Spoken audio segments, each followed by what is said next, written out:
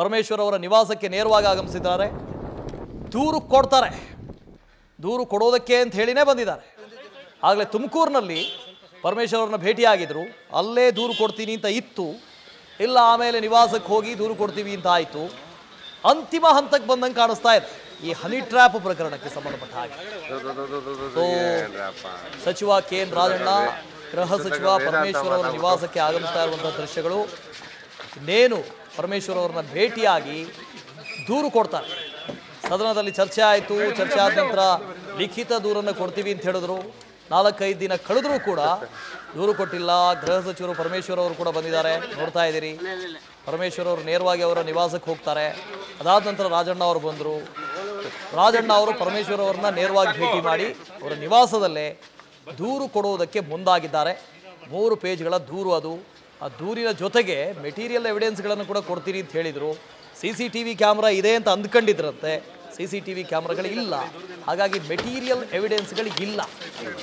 ಕೇವಲ ದೂರನ್ನು ಮಾತ್ರ ಕೊಡ್ತಾ ಇದ್ದಾರೆ. ಈ ದೂರಿನ ಅನ್ವಯ ಮುಂದೇನಾಗುತ್ತೆ ಅಂತ ನೋಡಬೇಕು. ಈ ವಿಚಾರಣೆ ಹಾದಿ ಏನು ಅಂತ ಗೊತ್ತಿಲ್ಲ. ಇನ್ನೂ SIT ನೇಮಕ ಮಾಡ್ತಾರೋ ಅಥವಾ ಯಾರಾದರೂ ಹಿರಿಯ ಪೊಲೀಸ್ ಅಧಿಕಾರಿಗಳ ನೇತೃತ್ವದಲ್ಲಿ ತನಿಖಾ ತಂಡ ರಚನೆ ಆಗುತ್ತೋ, ಪೊಲೀಸರ ಮೂಲಕ ತನಿಖೆಯನ್ನು ಮಾಡಿಸ್ತಾರೋ ಏನು ಎತ್ತ ಅಂತ ಇನ್ನೂ ಗೊತ್ತಿಲ್ಲ.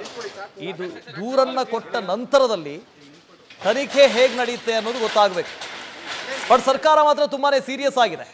ಗೃಹ ಸಚಿವರು ಸೀರಿಯಸ್ ಆಗಿದ್ದಾರೆ, ಮುಖ್ಯಮಂತ್ರಿಗಳು ಸೀರಿಯಸ್ ಆಗಿದ್ದಾರೆ. ಆಗಲೇ ರಾಜಣ್ಣ ಅವರು ಹೇಳ್ತಾ ಇದ್ರು, ನಾನು ದೂರು ಕೊಡದೇ ಹೋದರೂ ಕೂಡ ಈಗಾಗಲೇ ಅನೇಕರನ್ನು ಕರೆಸಿ ವಿಚಾರಣೆ ಮಾಡಿದ್ದಾರೆ ಅಂತ. ಜೊತೆಗೆ ಗೃಹ ಸಚಿವರು ತುಂಬಾ ಸೀರಿಯಸ್ ಆಗಿದ್ದಾರೆ ಈ ವಿಚಾರಕ್ಕೆ ಸಂಬಂಧಪಟ್ಟ ಹಾಗೆ ಅಂತ ಹೇಳಿ ಕೆ ರಾಜಣ್ಣ ಅವರು ಹೇಳಿದರು. ಸೊ ಈಗ ದೂರು ಕೊಡೋದಕ್ಕೆ ಹೋಗ್ತಾ ಇದ್ದಾರೆ. ಫೈನಲಿ ದೂರು ಕೊಡ್ತಾರೆ. 4-5 ದಿನದಿಂದ ದೂರು ಕೊಟ್ಟಿರಲಿಲ್ಲ. ಅವ್ರು ಹೇಳಿದ್ರು ಬ್ಯುಸಿ ಶೆಡ್ಯೂಲ್ ಇತ್ತು, ಹಾಗಾಗಿ ಸಮಯ ಆಗಿರಲಿಲ್ಲ, ದೂರು ಕೊಡೋದಕ್ಕೆ ಸಾಧ್ಯ ಆಗಿರಲಿಲ್ಲ. 3 ಪುಟಗಳ ದೂರನ್ನು ಬರೆದಿದ್ದೀನಿ, ಡ್ರಾಫ್ಟ್ ಮಾಡಿದ್ದೀನಿ. ಅದರಲ್ಲಿ ಏನೆಲ್ಲ ಹೇಳಬೇಕೋ ಅದೆಲ್ಲವನ್ನು ಉಲ್ಲೇಖ ಮಾಡಿದ್ದೀನಿ. ಬಟ್ ಅದರ ಜೊತೆಗೆ ಎವಿಡೆನ್ಸ್ಗಳನ್ನು ಕೊಡಬೇಕಾಗಿತ್ತು, ಎವಿಡೆನ್ಸ್ಗಳು ಮಾತ್ರ ಇಲ್ಲ ಅಂತ ಹೇಳಿದ್ರು.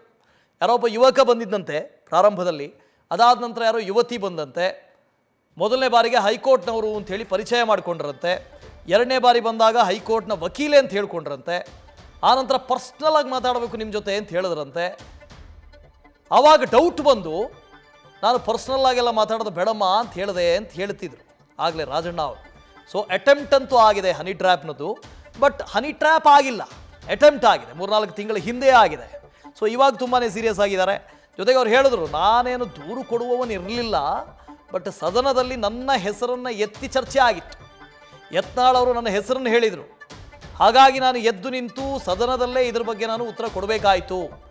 ಸೊ ಉತ್ತರ ಕೊಟ್ಟ ನಂತರ ಲಿಖಿತ ದೂರನ್ನು ಕೇಳಿದ್ರು ನಾನು ಕೊಡಬೇಕಾಗಿತ್ತು.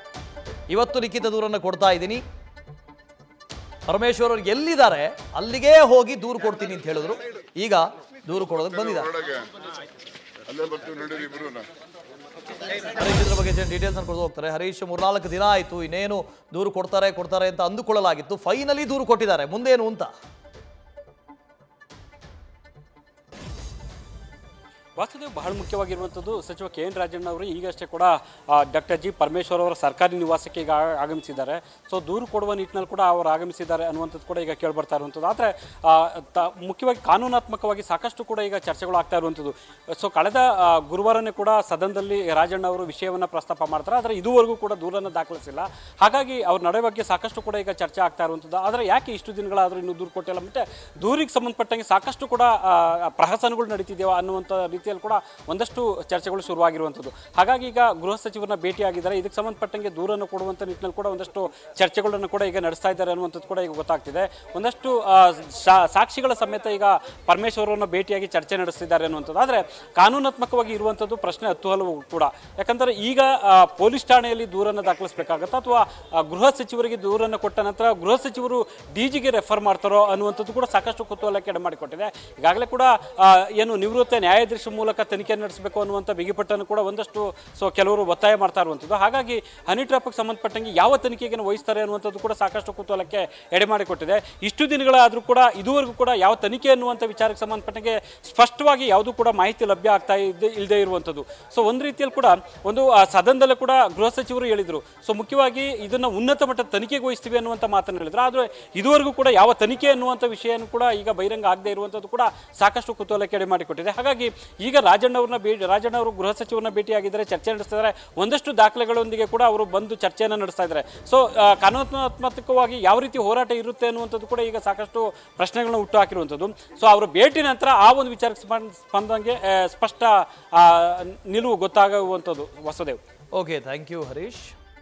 ಸೊ ಇಲ್ಲಿ ತನಿಖೆಯ ಹಾದಿಗೆ ಸಂಬಂಧಪಟ್ಟ ಹಾಗೆ, ತನಿಖೆಯ ಸ್ವರೂಪಕ್ಕೆ ಸಂಬಂಧಪಟ್ಟ ಹಾಗೆ ಒಂದಷ್ಟು ಪ್ರಶ್ನೆಗಳು ಇನ್ನೂ ಕೂಡ ಇದ್ದಾವೆ. ಹೇಗೆ ತನಿಖೆ ಮಾಡಿಸ್ತಾರೆ ಅಂತ. ಈಗ ಗೃಹ ಸಚಿವರಿಗೆ ದೂರನ್ನು ಕೊಡ್ತಾರೆ. ಗೃಹ ಸಚಿವರಿಗೆ ದೂರು ಕೊಟ್ಟ ನಂತರ ಏನು SIT ಫಾರ್ಮ್ ಮಾಡ್ತಾರೋ, ಅಥವಾ ನಿವೃತ್ತ ನ್ಯಾಯಾಧೀಶರ ಮೂಲಕ ಏನಾದರೂ ತನಿಖೆ ಮಾಡಿಸ್ತಾರೋ, ಅಥವಾ DGP ADGP ಈ ಲೆವೆಲ್ನ ಅಧಿಕಾರಿಗಳಲ್ಲಿ ತನಿಖೆ ಮಾಡಿಸುವಂಥದ್ದಾಗುತ್ತೋ ಗೊತ್ತಿಲ್ಲ. ಇನ್ನೂ ಕೂಡ ಸರ್ಕಾರದ ನಿಲುವೇನು ಅಂತ ಗೊತ್ತಿಲ್ಲ. ಬಟ್ ಸರ್ಕಾರ ಮಾತ್ರ ಈ ಕುರಿತಂತೆ ತುಂಬಾ ಸೀರಿಯಸ್ ಆಗಿದೆ. ಯಾಕೆಂದರೆ ಅವ್ರು ಹೇಳಿದ್ದು ಕೇವಲ ರಾಜಣ್ಣ ಅವ್ರ ಮೇಲೆ ಮಾತ್ರ ಅಟೆಂಪ್ಟ್ ಆಗಿದೆ ಅಂತ ಹೇಳಿಲ್ಲ, ಅದ್ರ ಜೊತೆಗೆ ಒಂದು 48 ಜನ ಅಂತ ಹೇಳಿದ್ದಾರೆ. ಆ ಸಂಖ್ಯೆಯನ್ನು ಬೇರೆ ಹೇಳಿದ್ದಾರೆ, 48 ಜನ ಅಂತ. ಸೊ ಅವ್ರು ಯಾರು, ಅದ್ರ ಬಗ್ಗೆ ತನಿಖೆ ಆಗಬೇಕಲ್ಲ. ಜೊತೆಗೆ ವಿರೋಧ ಪಕ್ಷದಿಂದಲೂ ಕೂಡ ತುಂಬಾ ಪ್ರೆಷರ್ ಇದೆ. ಸದನದಲ್ಲೇ ಇದ್ರ ಬಗ್ಗೆ ಚರ್ಚೆ ಆಗಿದೆ ಅಂತ ಹೇಳಿದಾಗ ಇದನ್ನು ಸೀರಿಯಸ್ ಆಗಿ ತಗೊಳ್ಳೇಬೇಕು. ಸರ್ಕಾರ ಆಗಿರಲಿ, ಗೃಹ ಸಚಿವರಾಗಿರಲಿ, ಗೃಹ ಸಚಿವಾಲಯ ಆಗಿರಲಿ, ಪೊಲೀಸರಾಗಿರಲಿ ತುಂಬಾ ಸೀರಿಯಸ್ ಆಗಿ ತಗೋಬೇಕು. ಈಗಾಗಲೇ ಸೀರಿಯಸ್ ಆಗಿ ಆಗಿದ್ದಾರೆ. ಸೊ ತನಿಖೆ ಹೇಗೆ ನಡೆಯುತ್ತೆ ಅನ್ನೋದು ಮುಂದಿರುವಂಥ ಪ್ರಶ್ನೆ. ಜೊತೆಗೆ ಇಷ್ಟು ದಿನ 3-4 ದಿನ ಯಾಕೆ ರಾಜಣ್ಣ ಅವರು ದೂರು ಕೊಟ್ಟಿಲ್ಲ ಅನ್ನೋ ಪ್ರಶ್ನೆ ಇತ್ತು. ಎಲ್ಲೋ ಒಂದು ಕಡೆ ರಾಜಣ್ಣ ಅವರ ನಡೆಯ ಕುರಿತಂತೆ ಅನೇಕ ಪ್ರಶ್ನೆಗಳಿದ್ವು. ಯಾಕೆಂದರೆ DCM ಹೇಳಿದರು ಇದೆಲ್ಲ ಬೋಗಸ್ ಅಂತ ಹೇಳಿದರು. ಬೋಗಸ್ ರೀ ಅವೆಲ್ಲ ಅಂತ. ಸೊ ನಿಜಕ್ಕೂ ಇದು ಬೋಗಸ್ ಅಂತ ಅನಿಸೋದಕ್ಕೆ ಶುರುವಾಗಿತ್ತು. ಬಟ್ ಇವತ್ತು ಅದಕ್ಕೆಲ್ಲ ಕ್ಲಾರಿಟಿ ಸಿಕ್ಕಿದೆ. ರಾಜಣ್ಣ ಅವರು ದೂರು ಕೊಡೋದಕ್ಕೆ ಹೋಗಿದ್ದಾರೆ, ಇನ್ನೇನು ದೂರು ಕೊಡ್ತಾರೆ, ಅದಕ್ಕೆ ಅಂತಲೇ ಹೋಗಿದ್ದಾರೆ. ಸೊ ದೂರು ಕೊಡ್ತಾರೆ. ದೂರು ಕೊಟ್ಟ ನಂತರ ಏನು, ಹೈಕಮಾಂಡ್ ಕೂಡ ಇದರ ಬಗ್ಗೆ ಸೀರಿಯಸ್ ಆಗಿದೆ. ಇತ್ತೀಚೆಗೆ KC ವೇಣುಗೋಪಾಲ್ ಅವರು DCM ಅವ್ರ ಜೊತೆನೂ ಮಾತಾಡಿದ್ದಾರೆ, CM ಜೊತೆನೂ ಮಾತಾಡಿದ್ದಾರೆ, ಖುದ್ದು ರಾಜೇಂದ್ರ ಅವ್ರ ಜೊತೆ ಕೂಡ ಮಾತಾಡಿದ್ದಾರೆ. ಸೊ ಇದರ ಬಗ್ಗೆ ಹೈಕಮಾಂಡ್ ಸೀರಿಯಸ್ ಆಗಿದೆ, ಸರ್ಕಾರವೂ ಸೀರಿಯಸ್ ಆಗಿದೆ. ಸೊ ಮುಂದೇನಾಗುತ್ತೆ ಅನ್ನೋ ಪ್ರಶ್ನೆ ಇನ್ನೂ ಕೂಡ ಹಾಗೇ ಇದೆ. ಯಾವಾಗ ಇದಕ್ಕೆಲ್ಲ ಫುಲ್ ಸ್ಟಾಪ್ ಬೀಳುತ್ತೆ ಅಂತ ಗೊತ್ತಿಲ್ಲ. ಯಾಕೆಂದರೆ ರಾಜೇಂದ್ರ ಅವರು ಮಾಡಿರುವಂಥ ಒಂದಷ್ಟು ಆರೋಪಗಳು, KN ರಾಜಣ್ಣ ಅವರು ಮಾಡಿರುವಂಥ ಒಂದಷ್ಟು ಆರೋಪಗಳು ತುಂಬಾ ಗಂಭೀರವಾಗಿರುವಂಥ ಆರೋಪಗಳು. ರಾಜ್ಯ ಒಂದು ರೀತಿ ಈ ಪೆನ್ ಡ್ರೈವ್ನ CDಗಳ ಹನಿ ಟ್ರ್ಯಾಪ್ನ ಕಾರ್ಖಾನೆಯಾಗಿದೆ ಅಂತ ಹೇಳಿದ್ರು. ಕಾರ್ಖಾನೆಯಾಗಿದೆ ಅಂತ. ಸೊ ಒಬ್ಬರ ಬಗ್ಗೆ ಹನಿ ಟ್ರ್ಯಾಪ್ ಆಗಿದ್ದಿದ್ರೆ, ಒಬ್ಬರ CD ಇಟ್ಕೊಂಡಿದ್ದಿದ್ರೆ ಅದು ಕಾರ್ಖಾನೆ ಆಗ್ತಾ ಇರಲಿಲ್ಲ. ಪದೇ CDಗಳು, ಹನಿ ಟ್ರ್ಯಾಪ್ಗಳು, ಇನ್ನೇನದು ಈ ಪೆನ್ ಡ್ರೈವ್ಗಳು, ಹಾರ್ಡ್ ಡಿಸ್ಕ್ಗಳು ಬರ್ತಾ ಇದ್ದಾವೆ ಅಂತ ಆದಾಗ ಅದು ಕಾರ್ಖಾನೆ ಅಂತ ಆಗುತ್ತೆ. ಸೊ ಈ ಕಾರ್ಖಾನೆಯನ್ನು ಮಟ್ಟ ಹಾಕಬೇಕು. ಮಟ್ಟ ಹಾಕೋದು ಯಾರು? SIT ಒಂದು ವೇಳೆ ಫಾರ್ಮ್ ಆದರೆ ಇವಾಗ ಇರೋವಂಥ 10, 12, 15 SITಗಳ ಜೊತೆಗೆ ಅದು ಒಂದು ಆಗಿಬಿಡುತ್ತೆ. ಎಷ್ಟು SITಗಳು ಫಾರ್ಮ್ ಆಗಿಲ್ಲ. ಆ SITಗಳು ಯಾವಾಗ ರಿಪೋರ್ಟ್ ಕೊಡ್ತಾವೋ ಗೊತ್ತಿಲ್ಲ. ಸೊ ಮತ್ತೊಮ್ಮೆ SIT ಮಾಡಿದ್ರೆ ಅದ್ರ ಬಗ್ಗೆ ಯಾರಿಗಾದ್ರೂ ನಂಬಿಕೆ ಇದೆಯಾ? ಯಾರಿಗಾದ್ರೂ ಬಿಡಿ, ಸ್ವತಃ ರಾಜಣ್ಣ ಅವ್ರಿಗೆ ನಂಬಿಕೆ ಇಲ್ಲ. ಹೀಗಿರುವಾಗ ತನಿಖೆ ಮಾಡೋರು ಯಾರು? ಇದು ಈಗಿರುವಂಥ ದೊಡ್ಡ ಪ್ರಶ್ನೆ. ಸೊ ಮುಖ್ಯಮಂತ್ರಿಗಳು ಇದಕ್ಕೆ ಉತ್ತರಿಸಬೇಕು, ಗೃಹ ಸಚಿವರು ಇದಕ್ಕೆ ಉತ್ತರಿಸಬೇಕು. ಸದ್ಯ ಮುಖ್ಯಮಂತ್ರಿಗಳು ಕೂಡ ಹೇಳಿದರು, ಇನ್ನೂ ದೂರು ಕೊಟ್ಟಿಲ್ಲ, ಬೇಗ ಹೋಗಪ್ಪ ದೂರು ಕೊಡು ಅಂತ ಹೇಳಿದ್ರು. ಸೊ ದೂರು ಕೊಡೋದಕ್ಕೆ ಬಂದಿದ್ದಾರೆ ರಾಜಣ್ಣ ಅವರು. 3 ಪುಟಗಳ ದೂರನ್ನು ಡ್ರಾಫ್ಟ್ ಮಾಡ್ಕೊಂಡಿದ್ದಾರೆ. ಆ ದೂರಿನಲ್ಲಿ ಅವರಿಗೆ ಗೊತ್ತಿರುವಂಥದ್ದನ್ನೆಲ್ಲವನ್ನ ಹೇಳಿದ್ದಾರೆ.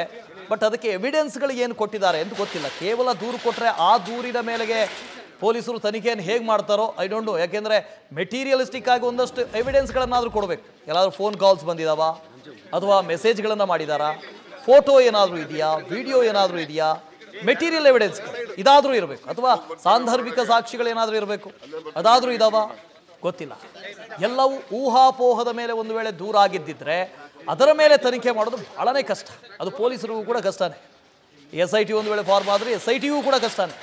ಸೊ ಏನಾಗುತ್ತೆ ಅನ್ನೋದನ್ನು ನೋಡಬೇಕು. ಒಬ್ಬ ಸಚಿವರ ಮೇಲೆ ಆಗಿರೋದು, ಬೇರೆ ಯಾರೋ ಜನಸಾಮಾನ್ಯರ ಮೇಲೆ ಆಗಿದ್ದಿದ್ರೆ, ಬೇರೆ ಶಾಸಕರ ಮೇಲೆ ಆಗಿದ್ದಿದ್ರೆ ಇಷ್ಟೊಂದು ಸೀರಿಯಸ್ ಆಗಿ ಕನ್ಸಿಡರ್ ಮಾಡುವಂಥ ಅವಶ್ಯಕತೆ ಇರಲಿಲ್ವೇನೋ. ಯಾಕೆಂದರೆ ನಮ್ಮ ರಾಜ್ಯಕ್ಕೆ ಇದು ಹೊಸದಲ್ಲ, ಭಾಳ ಹಿಂದಿನಿಂದ ಆಗ್ತಾನೆ ಬಂದಿದೆ.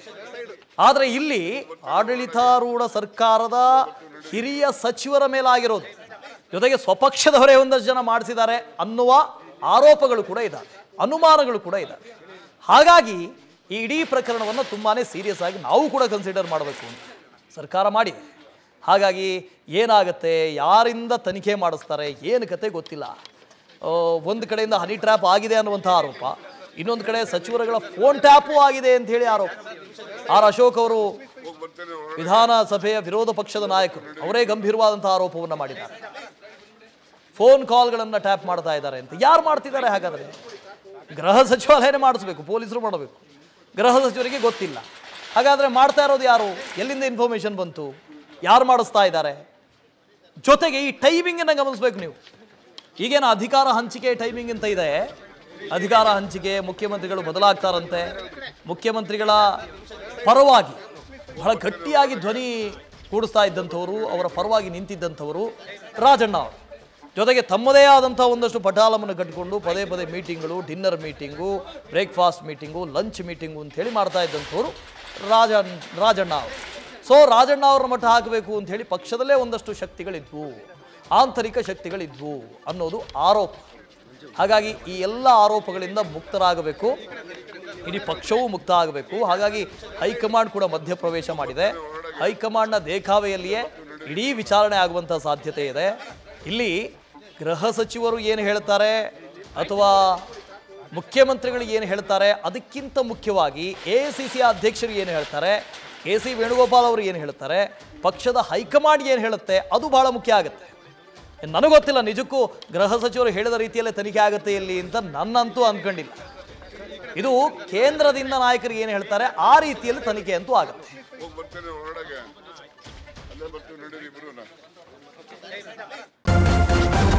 ನ್ಯೂಸ್ ಫಸ್ಟ್ ನಿರ್ಭೀತಿಯಿಂದ ನಿಮ್ಮ ಪರವಾಗಿ.